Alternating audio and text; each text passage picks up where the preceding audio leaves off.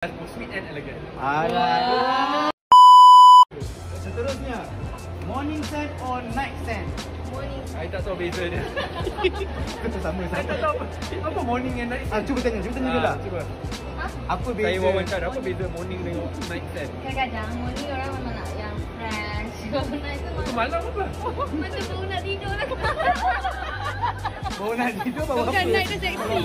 Ya. Macam mana tu? Untuk malam. Fragrance or car fragrance? Home fragrance. Sama ya tuan-tuan dan puan-puan. Warm tone or cool tone scent?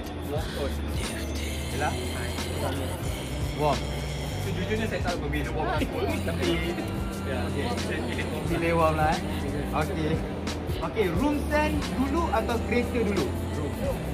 Room scent. Room dulu kan, kereta kemudian Kita keluarkan lebih banyak masa dalam bilik daripada kereta. Kecuali kalau kita sesak lalu lintas.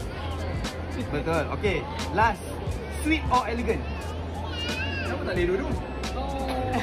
Oh, dua-dua sama. Kita pilih satu je, satu je. Sweet lah. Sweet. Baby? Tak apa, kita apa, biar ada perbezaan sikit. Elegant. Okey. Tapi Bella sweet and elegant. Bella sweet and elegant.